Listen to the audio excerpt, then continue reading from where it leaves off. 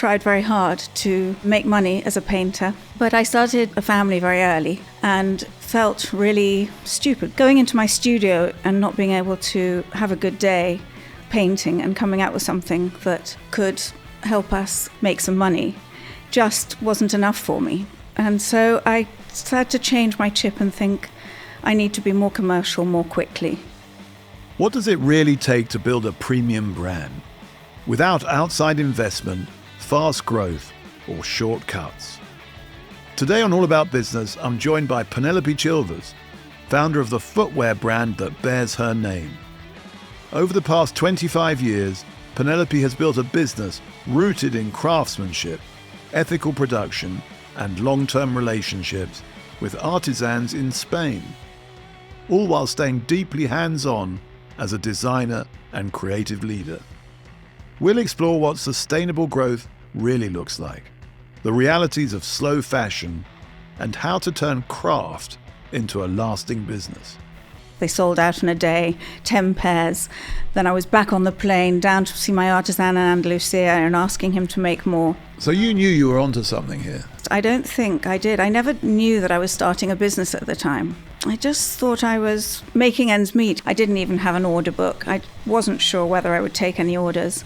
And I took orders for 3 days, non-stop. And when I got back on the Eurostar at the end of the trade fair, I totted up the orders and thought, my God, I think I've got a business going here. But how the hell am I going to make them? How did you do that? Welcome to All About Business with me, James Reed, the podcast that covers everything about business, management, and leadership. Every episode, I sit down with different guests who've bootstrapped companies, masterminded investment models, or built a business empire. They're leaders in their field, and they're here to give you top insights and actionable advice so that you can apply their ideas to your own career or business venture.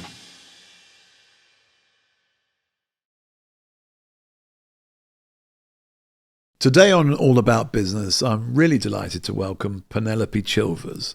Penelope is an English footwear designer and founder of the eponymous brand Penelope Chilvers. She makes wonderful shoes and boots, and she's expanding into other lines, which we'll talk about later. She originally trained as a painter in London before moving into design work in Spain, and her business is, in a sense, a fusion of British and Spanish style. But Penelope's going to tell me more about that in a moment. So thank you for coming in today, Penelope. And I'd really like you to begin at the beginning. Tell us a little bit about how this wonderful business journey of yours, which started 25 years ago, began. Hi, James. Yes, it's been quite a journey, and it's taken up most of my life, actually, now, looking back. But 25 years ago, I was in my first career living in Barcelona as a painter. And I studied for 4 years at art school in London, and then went and did an MA in Madrid in draftsmanship and drawing. And then I went to live in Barcelona, married my Spanish husband, and tried very hard to make money as a painter. But I started a family very early and felt really stupid going into my studio and not being able to have a good day painting and coming out with something that could help us make some money. Just wasn't enough for me. And so I started to change my chip and think I need to be more commercial more quickly. And so I became a commercial painter, restoring murals and painting furniture. And then from then I started working with wood turners and designing objects in Barcelona and working with artisans.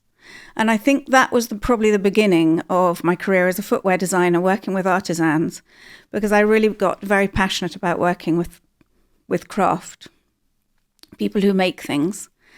And then I came back to London after the sad ending of my marriage with 2 little girls, and had to kind of reinvent my career because I'd lost what I'd started in Barcelona for those 10 years that I was living there. And was trying to work out what I could bring to London from Spain, because I feel like I'd probably done the opposite when I went to live in Spain, was taking a little bit of London with me. The interior design world and the painting skills that I'd learnt in London had been so useful in Barcelona. And it's a long story, but I used to go riding in my lunch break in Spain, up in the Collserola Park. As one does in Barcelona, you have very long lunch breaks, and I would go for a short Sounds hack. very civilized. Yeah. It's not like a trip to Pret. And I'd had a pair of riding boots made for me to my own design by an artisan that I'd met at a trade fair. And I used to wear these boots in London, and quite a lot of my friends said, "Where did you get those boots? I want some too." So I started taking commissions. First it was 2 or 3 pairs, and I'd go down and see my artisan and say, I want those made. So had you told him exactly sort of what you wanted? Absolutely, yes. yes. So you knew I drew what you them wanted out for yourself, and then other people said, "I'd like some." Yes, That was how you started. Absolutely, yeah. I designed them. So before we go further, you said you studied as an artist and you started out as an artist, and then your sort of focus, let's say, changed gradually in a way. You went from one type of artist to another type of artist, and then to design furniture, and then to artisan. I think I got ever hungrier to make money. You just needed to make a living. I really needed to make a living, and I got great pleasure. Got great pleasure out of trading. But you arrived in London effectively, from what you just said, Penelope, with 2 young children, recently separated, divorced. And so effectively on your own. Yeah, really short of money. And you had to fend for yourself. Yeah. And build a business from the ground up on your own with these 2 little children in tow. I mean, that's a big ask. Yeah. Well, we literally how did you used to do that? Yeah. I mean, we often couldn't make it to the end of the month. It was really tough, but But there was something about what you were doing that you really loved, because you obviously persevered. What was it that kept you going? I think I'm lucky that I always think that a door will open the next, something will come. And I kept trying all sorts of different things. I tried to get into the interior design world, but it was pretty much, I was in my 30s. A lot of people were already established. And so I had to find something different. And I kept going back to Spain to work there. On any job that I could get. But it was eventually these boots that took off so quickly.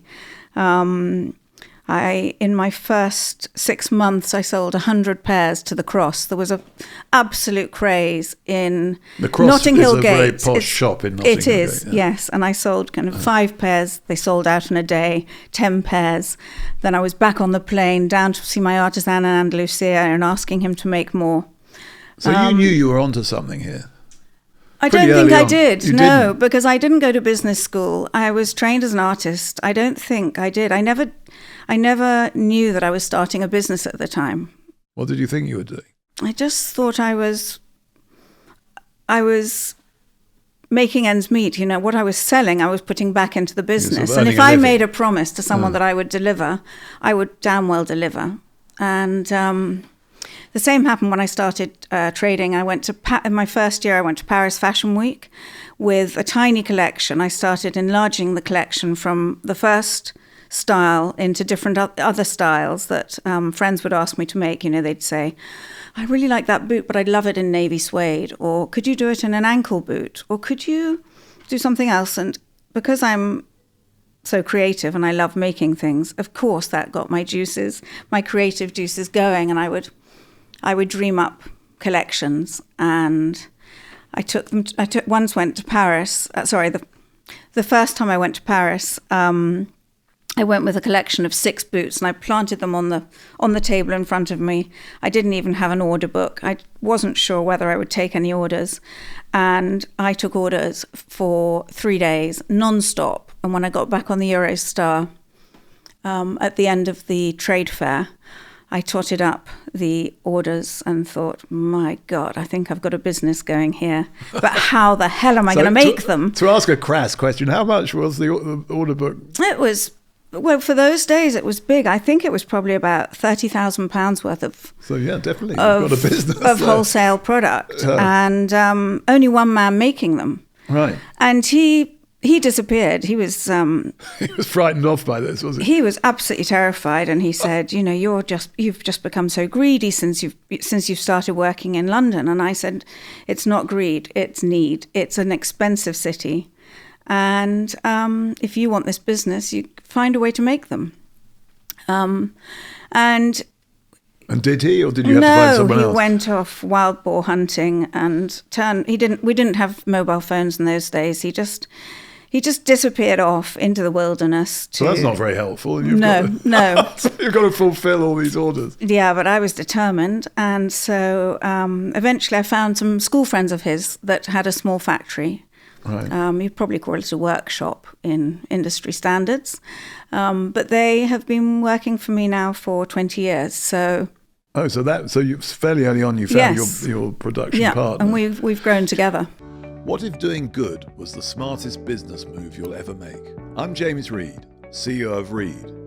In my new book, Karma Capitalism, I reveal how being a Philco, that's a company where at least 10% of shares are owned by a charitable foundation, has become our business superpower. Companies like Lego, IKEA, and Novo Nordisk share the same Philco identity.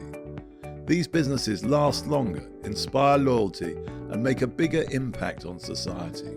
This book is part manifesto, part practical guide. Karma Capitalism is available now at karmacapitalism.org. Being a good business is good business.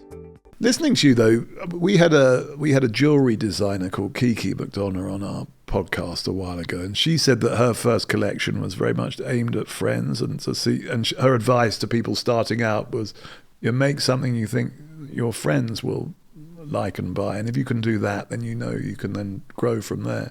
And listening to you, it sounds like you were really close to the ground in terms of talking to people, hearing what they wanted, asking them what they would like. They wanted blue suede or a different type of design. That you were very, very close to the customer, and that, in a sense, got you going so quickly.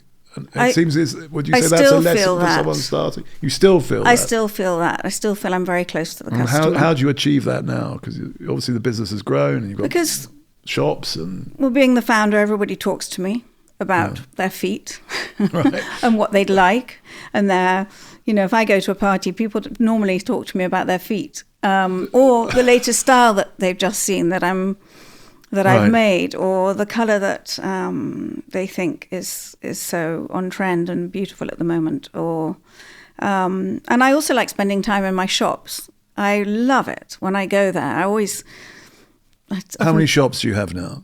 We've got 5. 5 shops? Yes. And where are they, if I might ask? So if people listening want to go and visit one of your shops? We've got one in Notting Hill Gate, which is our first shop. And then we've got another one in Duke Street in Mayfair, another one in Elizabeth Street. There's one in London. Yes. Yeah. And then we've got one in the King's Road, which is actually a pop-up, and that's about to close. How much longer is that open for? I think we're continuing for another month. So get down to the King's Road, to Penelope Chilvers while you can, because and then you've got one. And then we've got a beautiful little shop in Stowe on the Wold, which has just had its first birthday. Right. So you spend quite a lot of time in the shop talking to customers. I often pop in, and I say I'm just going to pop in to buy a pair of sandals for somebody or something like that, and 4 hours later, right. I'm still there talking to customers. I love it. So your business has grown. You've got several shops. You also have a lot of trade online. Yes. What's your URL if people wanted to find you?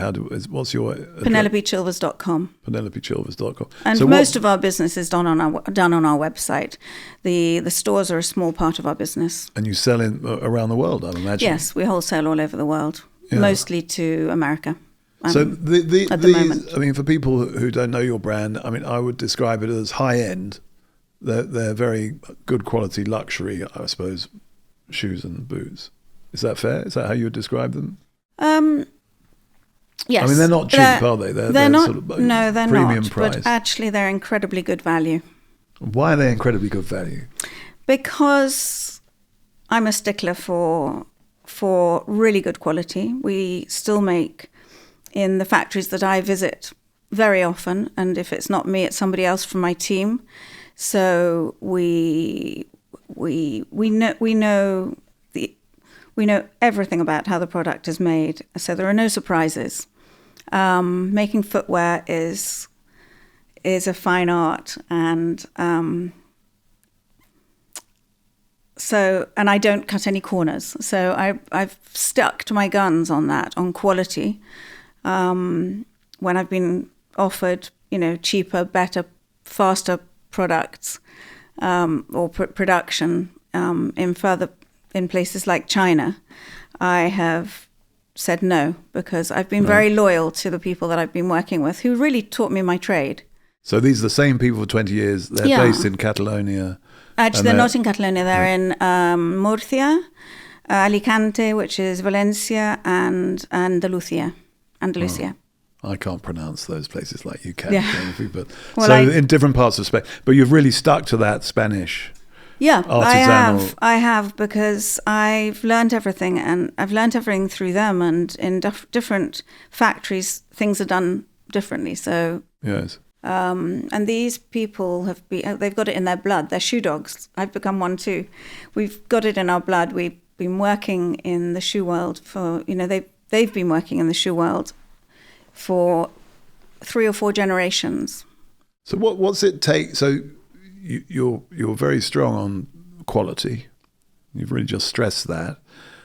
What does it take to ensure that a shoe is really good quality? Because it's different to designing clothes, isn't it? It's a different process. It takes longer in many ways. It is. And so what do you really need? What do you need to look for to ensure that shoes are good quality as a manufacturer, as a producer? So I think the most important thing is the last, which used to be a wooden foot that leather was stretched over. Now they're no longer wood, they're kind of plastic or polyurethane, but they are actually melted down and reused. So there's very little waste in the industry in making new lasts. Finding a good last and sticking to it is key to my business. So what makes a good last? Because people's feet are all different, aren't they? Legs are all different. Yes, but if you find a good last, like we depend upon, we have 3 or 4 lasts that the majority of our footwear is made on, and we know that it fits really well. And this is something you've developed over 25 years. Yes. So you've taken a long time to We've not made, we don't often make a new last. Really? Because we depend on the ones that we know and love. So you know and love these lasts. Yes. And that's the key to it. I had no idea. It's one of the keys. The other thing is using good materials. Yes. And the other thing is... Well, you mean good leather? Or what other good leather, materials? good soles, good stitching, cotton threads, good linings, and craftsmanship. I mean, our craftsmanship is really... Yes, there's an awful lot of handwork. And we work with artisans and small workshops, so we don't work in big factories still. The other thing is that we test everything when we get back. When we get our samples into the office, if you come into Penelope Chilvers' office, you will see everybody in the office wearing shoes, sometimes one on each foot. But we test everything before we send it to market, yeah. So those original boots that you mentioned, will you describe them to me, please? Because I want to ask you a follow-up question, but tell us what they look like. What are we talking about? So it's the boot of many measurements. It's probably the most difficult boot I ever made. To reinvent it now is quite hard. It's an equestrian boot, so it's cut tight to the leg. It's got an elegant ankle, a long shaft, a zip on the outside. And, when you're riding, that you can't have a zip on the inside because it can rub on your leg against the horse. It's on a tread sole, which you possibly call a yard sole in the equestrian language. And it's made of a vegetable dyed conker brown leather, which has a beautiful patina and gets better and better with age. So one of your famous customers, I happen to know, is Catherine, Princess of Wales, who's had a pair of these boots, I think, for a very long time, because she was famously photographed or filmed going to a monastery in Bhutan wearing your boots, and I think I recall that the sales shot through the roof at this time just because she chose to wear them, and she keeps wearing them, which is good because she does, which supports your case that they're high quality because they've lasted her many years, and she obviously loves them. Well, she looks incredibly good in them, so I'm very lucky. She actually just wore them very recently, just after Christmas, when on her birthday she released a beautiful film about being at one with nature, and how important that is for the soul.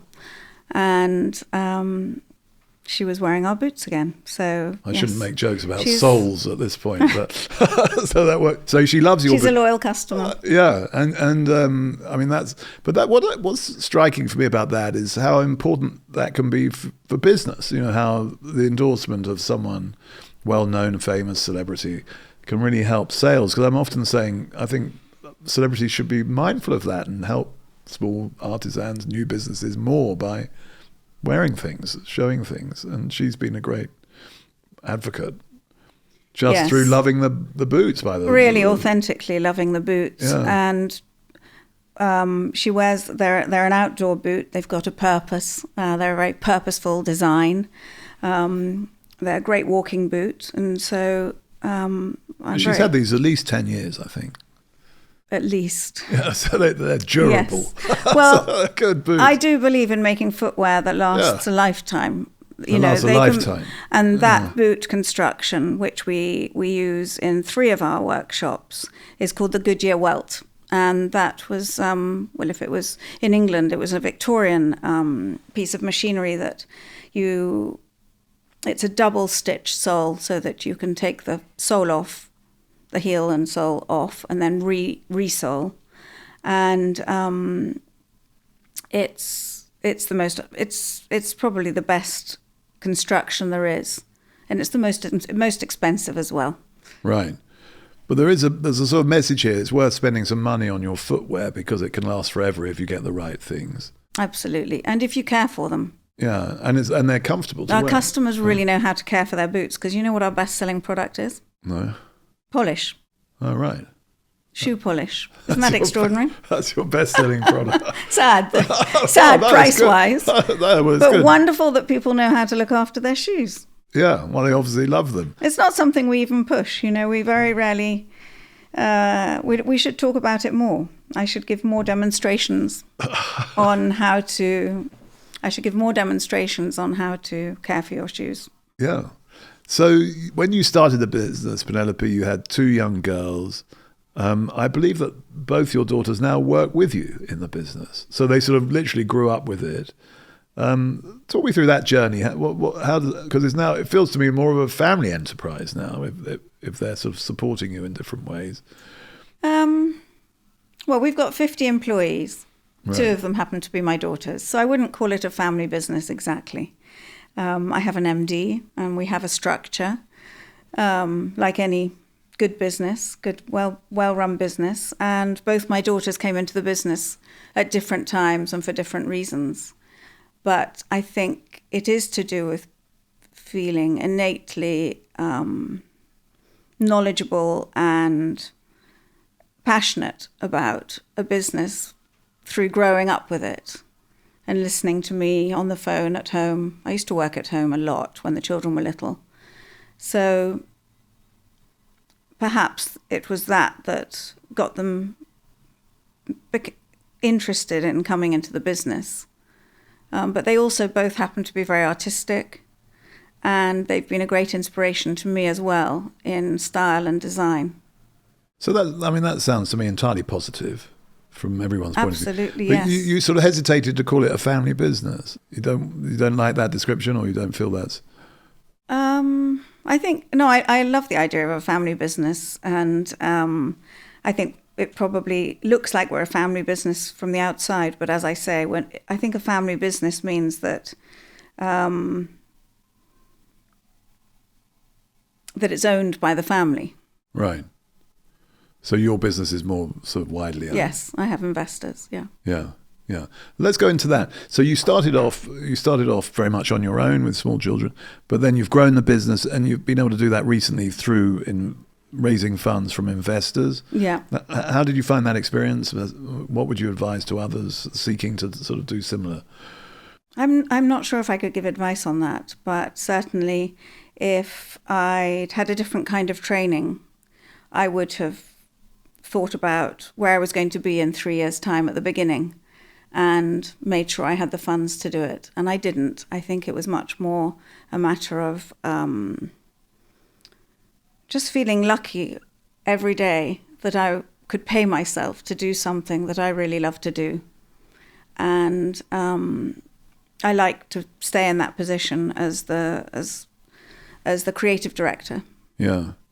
So you were sort of thinking more short, but it's you need money, don't you, to acquire the stock? I suppose when you had that 30,000 orders, yeah, you've got to have some cash to pay the people in Spain to make the boots and buy the leather. Absolutely, and so you need a cash flow for that. That's, I imagine, quite substantial as the business grows. Yes, it is, and at certain times of year, it's absolutely critical. And you have a lot of it's stock. It's a complicated business.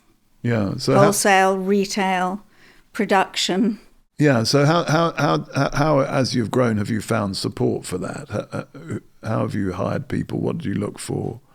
What did you do? Business is tough, isn't it? I mean, you have to have a team surrounding you that are absolutely determined to do all their best to make that sale. I mean, every sale counts. That's what I tell all my employees. And so many young people come straight out of school or university, and they have learnt many academic skills. However, the commercial skills you don't acquire until you start trading. And until you understand that, how critical it is, you're not really a cog in that wheel. And I think that's what I've found, whether you're on the shop floor or whether you're in e-com or whether you're in design, everybody has to work together to sell. And so everyone in the team's a salesperson in a sense. I think so. Yeah. Yeah, I like that. I like that. And and determined to make the business successful. I think that's right, because whatever business we talk about, sales have to happen for it to be a business. Absolutely. It doesn't matter whether you're a lawyer or whether you're making shoes or selling shoes or you're in recruitment. Sales is vital. I give talks sometimes to my customers, and I tell them how I started my business. And at the end of the talk, a lot of women come up to me and say that they have children just leaving school or university who'd really like to get into the fashion business. And have I got any tips for them? And I always say to them to suggest to their children that they jump right in, because I don't think however many years they've been learning the academics of business, until you're actually in a business. Yeah, business is not an academic activity, is it? It isn't. They're the opposites. They actually are the opposites. Yeah. I often think that. At school you have to write essays. I never write anything down much in business. I'm always talking to people. You can't collaborate. That's called cheating. So, when in business we do that all the time. You can't copy. That's a good idea. Yeah. So I think that's right. And I think there's I've come across, I don't know if you have, a sort of reluctance around selling. People say, I don't want to do that. Or, I don't like that idea. I don't think the British are very good at selling. Don't you? I think, if you go to America and you see how wonderfully good they are at selling, and how passionate they are about business and commerce. Even my customers, the enthusiasm they show for me and my business is quite astounding, and how much they support it because they believe in what I'm doing. We have a huge audience for this podcast in America for the very same reason, I think. People are much more interested in business. Yeah. So what can we learn from them, Penelope?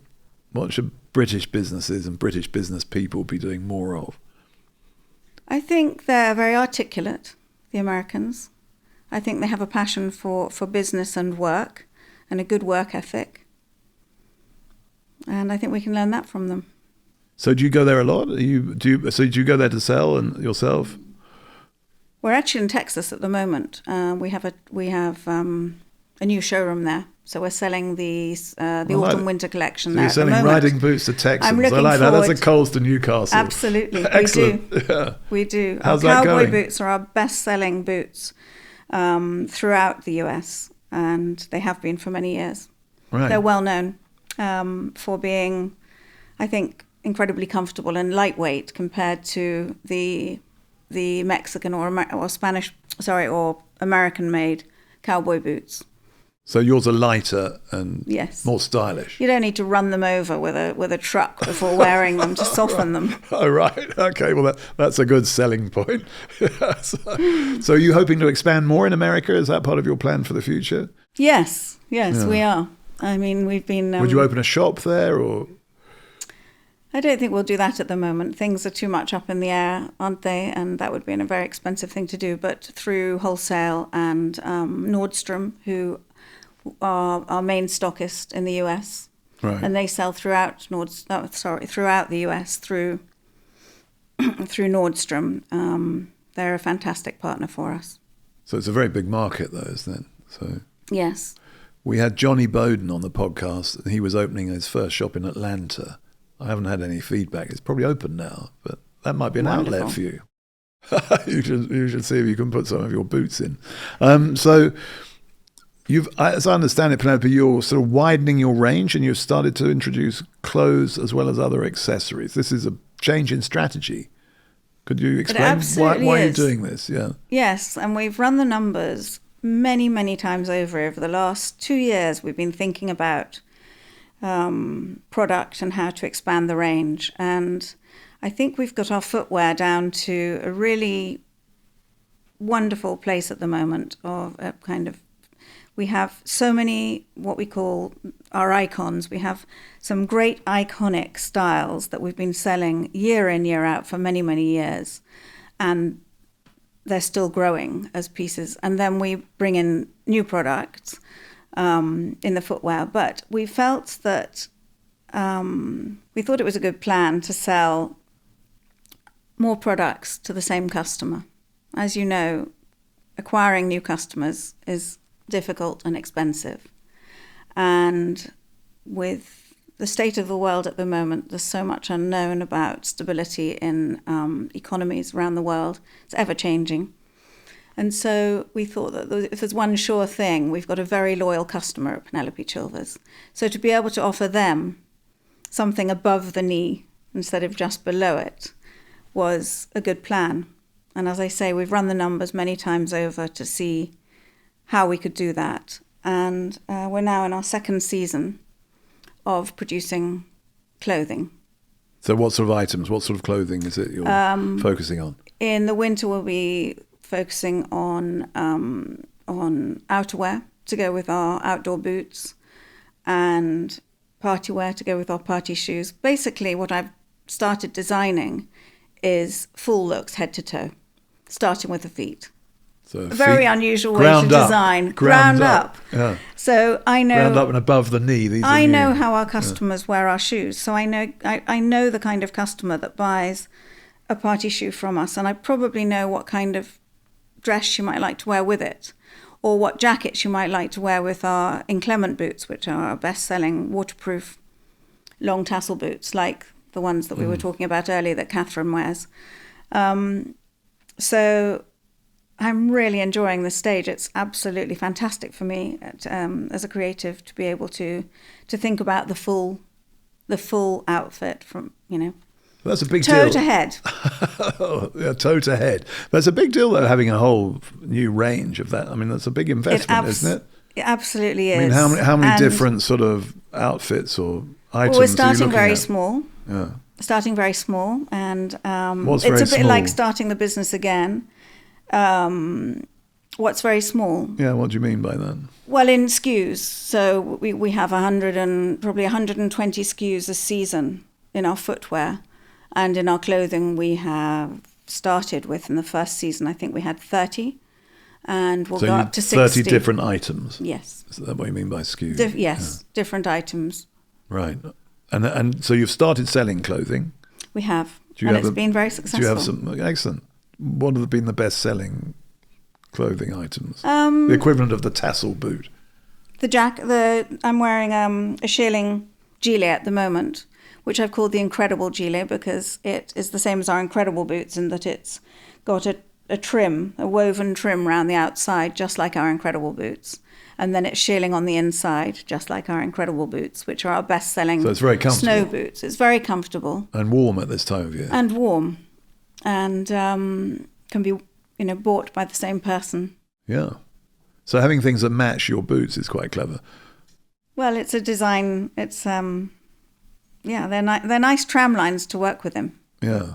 So from the ground up makes sense. And what about other accessories? Are you doing that as well? Yes, we've always done other accessories. We make beautiful socks, and we also make bags, wash bags, travel bags. So did you have a men's range at one point? We do a tiny amount of menswear, but So it's you mainly see, for that's women. not that is not our customer. So that is a different industry.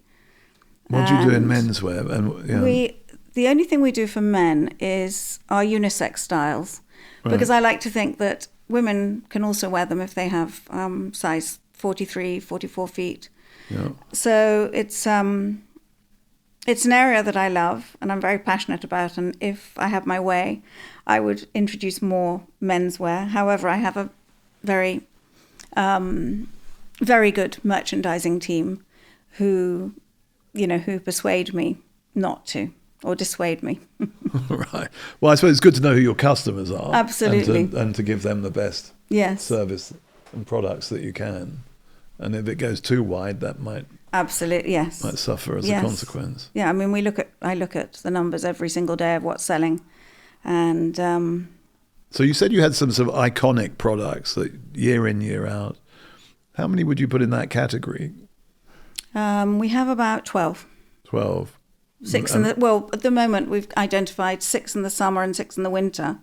And the way I worked out how to design clothing was to look at, for me in product, I mean, there are obviously many other ways of looking at what we should be making, but for me to look at those iconic 6 and 6, from summer and winter styles, that way I can kind of work out who the woman is who's buying them and how she likes to wear them. Yes. And that gives you a sort of guide as to what to do for the yes, and where. Range. I mean, as I said, our product's so purposeful. I design product to go out and do things in. I don't really just like to design product that just fills a wardrobe. It's really got to be useful. It's really got to play its part. And I kind of know why people are buying them. So if it's an après-ski boot or a snow boot, I know that they're going to be wearing it in the snow. So I know that if they're going to the snow, they want a jacket that they can also wear. Right. But this is a sort of knowledge that you've developed over time, a real expertise that feels quite uniquely yours. Yeah. And my big challenge now is to get under the skin and get to know the families and the families of the producers and the factories and the factory workers and for the clothing. Yeah. So where is that all made in Spain as well? I don't like working with middlemen. I like to be on the factory floor and getting to know them, and so that's my next challenge, which I love. I think that's probably what I most love about my job. Watching it being made. Back to working with those artisans that I met in Barcelona. So are your clothes made in Spain as well? Yes, some of them are. Anywhere else? Any in the UK? Portugal. Yeah. Spain, the UK. Well, that's good. Some of them are made in the UK. Yes, and a little bit in India, our cottons. Right. So do you notice any differences in those locations in terms of being able to... I'm going to Delhi in 2 weeks' time. Right. And I really look forward to meeting that factory. So our government's got this new trade deal with India. Is that helpful to you? I mean, we keep hearing about it, but... Is that going to be good news for Penelope Chilvers, the new trading arrangements? I hope so. Yeah, I hope so too. Yeah. It'd be good to see. On the other side is the tariffs in the US are they, well, at the And moment... how's that affected you? Yes, because they keep changing, don't they? They do keep changing. I mean, at the moment it's 10% for us, and we've had to share that extra cost with our customer and Right. taken on the other half ourselves. So that's hit you somewhat. Yeah. Yeah. And what I've found is that what we land in the US and is selling incredibly well. So our sales have really grown with stockists in the US. Yeah. So you're doing a lot of wholesale. Yes. And online sales. And online sales less because of the tariffs. Price. You've noticed for the that customer immediately. importing it. Absolutely, yes, in August. Right. Yeah. So that's 20% we lost. I mean, it was extraordinary. From one month to the next, we lost because of those tariffs. It's now settled down again and people are buying again in the US. But 20% is a big hit. August and September. And outside of your control. So Yeah. what do you do when that happens? Just find another way. I mean, having been trading now for 25 years, I've been through different markets. You know, we used to sell a lot to Japan, and then their economy went down, and now it's going back up again. And I'm thinking, how do we get into the ski resorts in Japan? Got to get going again. Yeah, Japan's doing rather well by all accounts. And so that would be a good market again. So you have to keep looking. That's your message. Very stylish ski resorts. Right. Oh, that sounds like an opportunity. So how do you see the business developing from here, Penelope? What are your next priorities? What would you like to happen in the next chapter? I think to keep growing steadily is the most important thing for us. And I think that with the clothing and the footwear together, that should happen. So you're very much taking the view you want to grow organically then, steadily, you say? Yes. Rather than do anything, Yes. high risk. Yeah. Steady as she goes.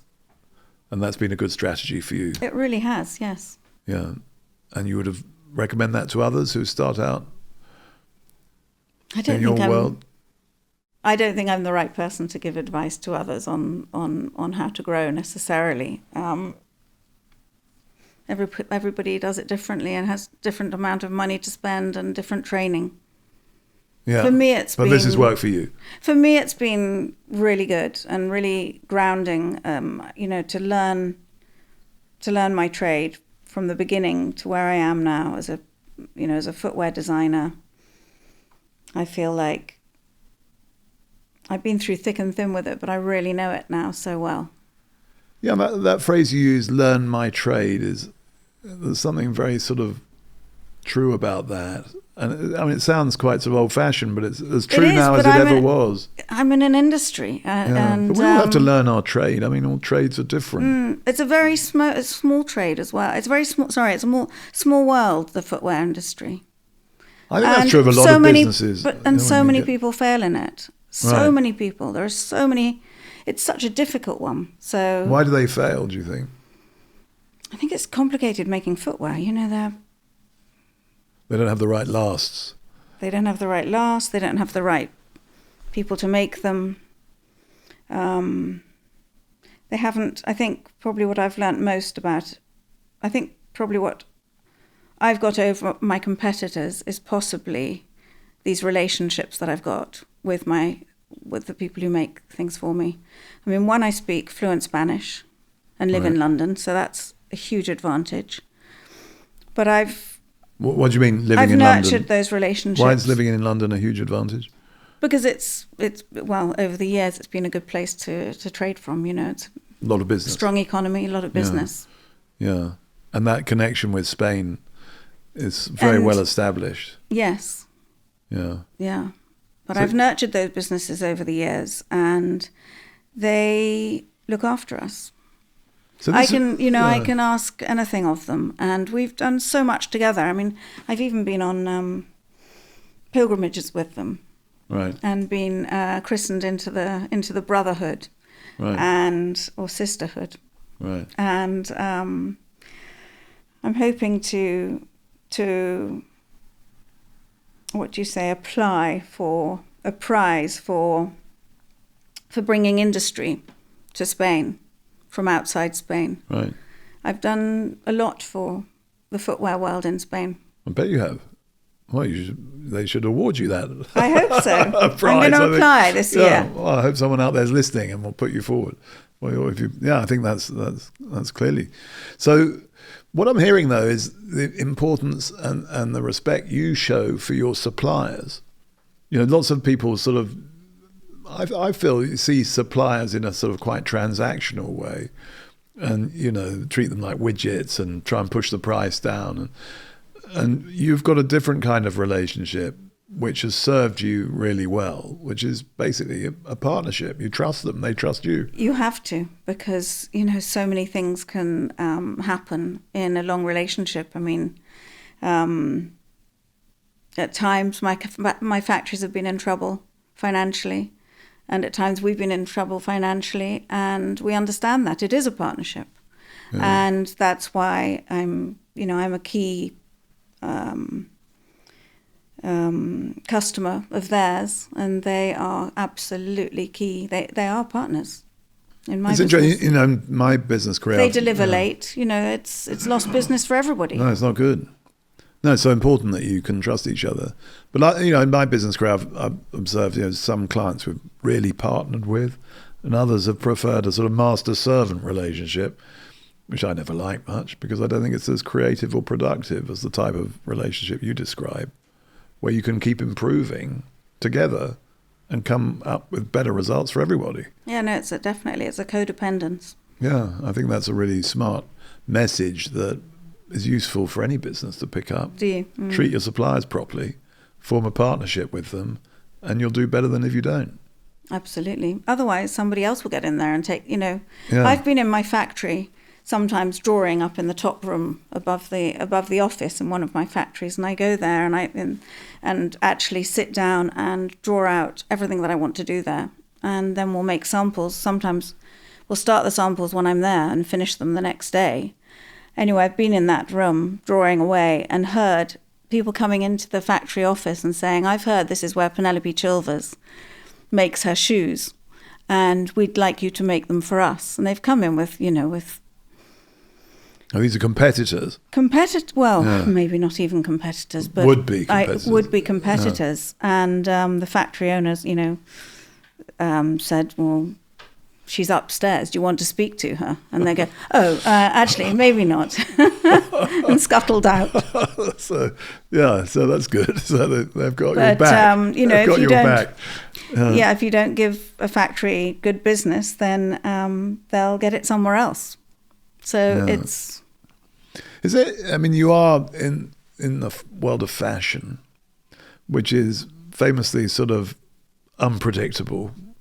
Does that trouble you? I mean, what's in fashion now, maybe not next year. How do you cope with that? How do you think ahead? How do you make sure you navigate the? We're in a world of slow fashion now. Slow fashion. I mean, you know, it used to be so much more fickle, and fashion changed so fast. But nowadays, it's not about that, and I think we're very lucky because we've never been about that anyway. But nowadays, people don't want to spend so much money. They don't want on clothing. They want to buy. They want to buy things that will last them for a long time and be classics and not go out of fashion. So we fit well into that. So you feel the market's come towards you, really, then, in that sense? Yes. Well, that's good, isn't it? It's good news for you. Mm. So you're much more interested in the classic. And I really believe in that as well. I can't stand waste, and I can't stand fast fashion. And I think of those landfills full of non-biodegradable fibres, and it makes me feel sick, actually. Yes. I like to use as many biodegradable materials as I possibly can, and some of our products are 100% biodegradable, like our espadrilles. Yes. They're 100%, you know, jute and cotton, and that's my passion, and it's the way I make choices. So, Penelope, you talked about how you feel the world is coming towards the slow fashion approach, but I mean, fast fashion is still very much out there. Is there a tension in terms of behaving ethically and producing what you believe to be the right kinds of products and fast fashion and the needs of the market? I think our customers come to us for well-made, slow fashion products. I think we're already well known for that, and we're already doing very well. You know, if I think about the icons that I was talking about earlier, they're all they're classics. You can wear them year in, year out, and they last for a very long time. Too long, you know. One could say, if I made, you know, shoes that the Crocs problem could be destroyed faster, I could sell more. But that's not what customers come to us for. But the challenge is actually informing our customers more about it, and getting our team from, you know, top to bottom, whether it's, you know, talking to the customers or on the website. I think it's educating our customers about those assets that we have is the challenge. We don't do it well enough. You're sort of well known for it, but you'd like to be better known for it, and you think this is a key competitive advantage. I'm hearing, is yes. That? Yeah. You know, how are you going to do that? How would you approach that, do you think? I think we just need to be more informative all the time, and probably have, I mean, if I could take every member of the team to a factory to show them how things are made, wouldn't that be a wonderful thing? Maybe you should. Maybe I should. 2 at a time. So, I think that's really interesting. I mean, that idea of seeing the continuity, you know, from the basic components to the beginning to the end of a business process. Yes. Is really interesting in all sorts of aspects. I mean, it would certainly help everyone understand what the business is about. I don't think enough businesses do that. I think it's a really interesting idea. I cannot imagine how bigger businesses than myself, you know, manage to live and breathe a brand or an ethos. I find it such a challenge, and we're only 50 people. Yeah, that's a good question. You got any thoughts on how they do it? I don't know if they have more workshops than we do. You might be doing it better than you realise. I mean, because being a small business with you very much there, very visible, very present, I think probably people understand it pretty well. Mm. But it's hard to tell when you're in the thick of it sometimes. It is, yes. It's a woods for the trees sort of situation. But for me, looking from the outside, your brand is very specific to you. And yes, it is too close to me to see that. I know what I like, and I know what I don't like, and I know what's us, and I know what we stand for. But I work so hard within it that I don't have time possibly to teach that. Well, I think what you've been talking about right now is I mean, if everyone in the business listens to this, they'll have a pretty good idea. So, and anyone else, I mean, you've products that last a long time, that are, you know, ethical. I think actually, if everyone worked on the shop floor, we did that for a while. Got every member of the team to work on the shop floor. That's a great thing, because you learn from your customers. You learn so much. Stores, yeah. Yes, you learn so much from your customers. Yeah. Well, Back to the Floor was a famous concept, wasn't it? As a TV. And I think that's, so that, I mean, lots of companies, I think, do that routinely every year. You know, people have to do that. And if you've got retail sites. So you're coming up with ideas as we speak. I am, making it up as we go along. That's brilliant. So they're going to go to the factories and they're going to work on the shop floor. And I think a lot of other people would want to do that too and support that in their businesses. Good ideas. I mean, it keeps us close to the customer, who ultimately pays our wages. Yes. So what would you say, looking forward to your biggest challenges and opportunities at the moment? I think, as you plan for your future in business? They're every day, aren't they? It's whether you're hiring the right staff. That's key, to have the right people around you. And I think the opportunities are finding wonderful new people to work with in production, with new product. I'm really excited about making as close to home as possible and working with British manufacturing. I love the steep learning curve that producing new product gives me. What do you look for in the people you hire? In terms of that team you build around you, what qualities, are there any qualities or characteristics you particularly look for in your business? Communication, I think, is the most important thing. Because? Because if they ask questions, because you can have somebody who doesn't ask questions. It takes 2 weeks to know whether they understood what you're saying or not. Right. You realize that they didn't understand what you were saying 2 weeks later if they don't ask. But if somebody says, hold on, I don't get what you're saying. What do you mean by that? In the first conversation you have with them, then I know that they're going to learn fast. Right.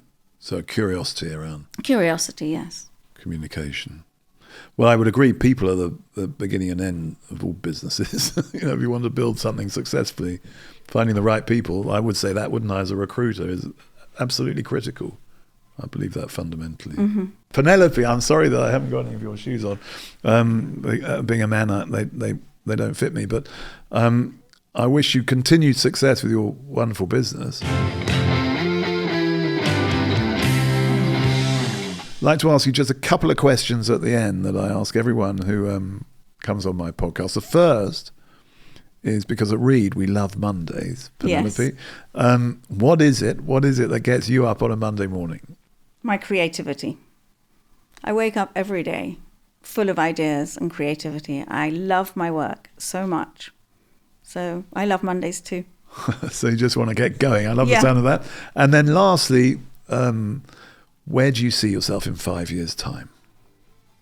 I don't know. If I'm not doing what I'm doing now, I'll be doing something different. But I will be working. Right. I'll be making things. I love making things. You'll just keep making things. Yeah, I think so. I believe that. And I look forward to seeing what they are. Thanks so much for coming in. It's been a real pleasure talking to you. And I wish you continued success with your wonderful business. Thank you very much. Thank you.